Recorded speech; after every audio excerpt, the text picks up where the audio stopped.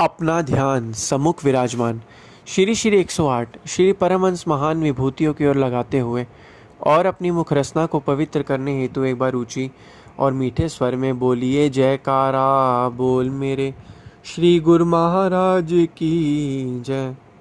बोलो साचे दरबार की जय। बोलो श्री सतगुरुदेव भगवान की जय।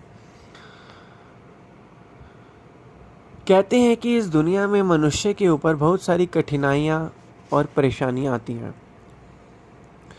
और कठिनाई परेशानी उसके ऊपर ही आती है जिसे भगवान समझते हैं कि यह बहुत ही जिम्मेदारी वाला इंसान है।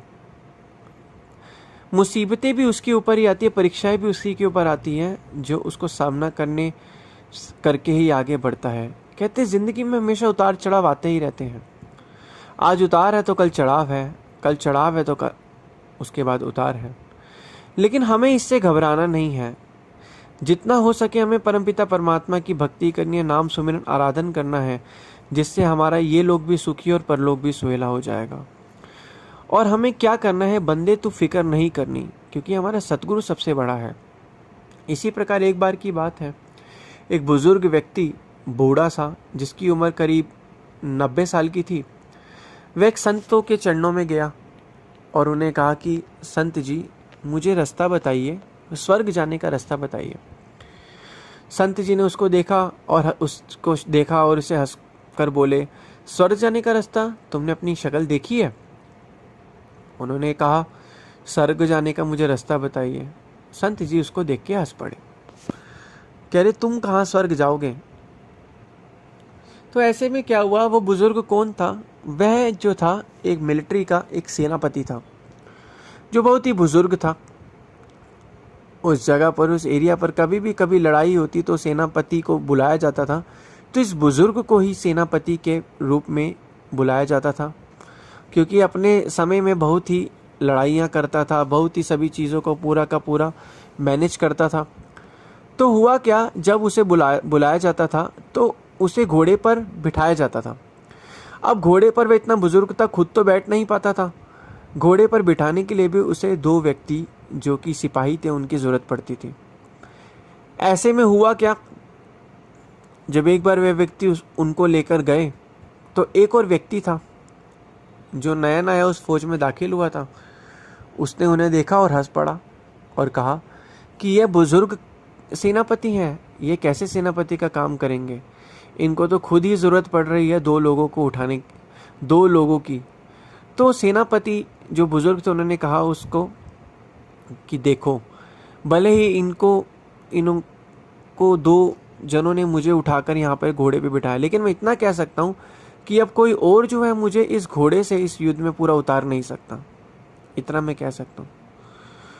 तो यह कहा, तो कहने का तात्पर्य क्या है कि वह सेनापति बहुत ही बहादुर था। और फिर वह जो था गुरुदेव के पास गया, उनके चरणों में गया और कहा कि मुझे स्वर्ग जाने का रास्ता बताइए। गुरुदेव उसने देखा उसको और हंसे, कहा कि तुमने अपनी शक्ल देखी है, क्या तुम स्वर्ग जाओगे? तो यह कहते ही वह जो सेनापति था उसके हाथ में एक तलवार थी। उसका हाथ जो था उसकी तलवार की मयानी तक पहुंचा। तो उसने कहा, क्या कहा आपने? तो संत जी ने फिर से कहा कि तुम्हें पता भी है स्वर्ग क्या होता है? तुम कैसे स्वर्ग में तुम्हें लगता है कि तुम कैसे स्वर्ग में जा सकते हो? क्या तुमने कभी सोचा है? उस आदमी को और गुस्सा आया। उसने मयानी के ऊपर जो थी तलवार जो थी पूरी की पूरी निकाल ली और गुरुदेव के गर्दन के वहाँ पे रख दी। तो गुरुदेव जी ने कहा कि ये देखो, ये जो रास्ता है, जैसे उन्होंने तलवार उन गुरुदेव के संतों के आगे गर्दन के वहाँ रखी, तो उन्होंने कहा ये तो नर्क का रास्ता है। ये तुमने जो मेरे सामने भी तलवार रखी है, ये नर्क का रास्ता है। तो उसने ये बात सुनी और एकदम से उसकी आंखें खुल गई। तो उसने तलवार जो थी जल्दी से क्या कहते हैं अपने मयानी में रख ली और फिर गुरुदेव ने कहा ये है स्वर्ग का रास्ता। तो उसने गुरुदेव की आज्ञा मानी और जैसे ही देखा और तलवार मयानी में रखी, उसने कहा ये है स्वर्ग का रास्ता। तो उसकी आंखें खुल गई। तब उसे पता चल गया कि इस संसार में जो है हमें वक़्त के संतों महापुरुषों की चरण शरण में आकर ही, उनके आगे और मौज में चलकर ही हमें असली रास्ता और सच्चा रास्ता पता चल। जैसे उस आदमी ने स्वर्ग का रास्ता खोजने के लिए निकला था, लेकिन उसे नहीं पता चल पाया। जब तक उसने तलवार हाथ में रखी और इस तरीके से रहा, तब तक उसे स्वर्ग का रास्ता नहीं पता चल पाया। लेकिन जैसे उसने गुरुदेव की आज्ञा मानी, तलवार नीचे रखी, पीछे रखी और मयानी में डाल दी, तब उसने देखा कि यह जो है स्वर्ग का रास्ता है। आज्ञा मानते ही उसे स्वर्ग के रास्ते के बारे में पता चल गया। तो इसलिए अब हमें भी क्या करना, हमें वक़्त के संतों महापुरुषों की चरण शरण में आकर, उनके आगे और मौज में चलकर हमें भक्ति के नियमों की पालना करनी है। संसारिक उतार चढ़ाव से हैरान और परेशान नहीं होना। देखो, मानते हैं संसारिक उतार चढ़ाव हमारे मन के अंदर परेशानी डालते हैं, चीज़ों को सोचवाते हैं, ना चाहते हुए भी हमारा मन जो है काल्पनिक रूप से इन सभी चीज़ों के अंदर वैचारिक रूप से फंस जाता है। लेकिन हमें इन चीज़ों को समझना है, इन चीज़ों से ऊपर उठना है। सही और गलत जो भी है, हमें इस चीज़ों से ऊपर उठना है। जितना जितना हम इन चीज़ों से ऊपर उठेंगे, उतना उतना हमारे मन के अंदर शांति आएगी, जीवन आनंद से व्यतीत होगा।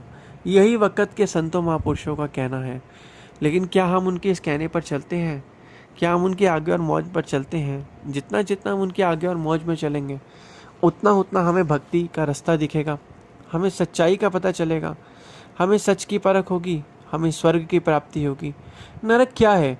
ये काम, क्रोध, लोभ, मोह, अहंकार, तृष्णा, ये सभी चीज़ें जो हम मन जो है इन सभी माया जाल के अंदर फंसे, ये सब नरक की ही चीज़ें हैं। ये जीव को पतन की ओर ले जाती है और जीव को चाहती ही नहीं कि वह भक्ति करे, जीव को सच्चे रास्ते पर जाने ही नहीं देती।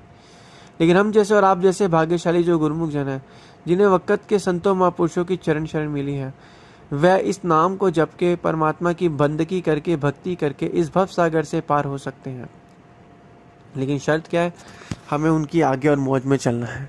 जितना जितना हम उनकी आगे और मौज में चलेंगे, उतना उतना हमारे मन के अंदर शांति आएगी, जीवन आनंद से व्यतीत होगा। लेकिन फिर से हमें क्या करना है?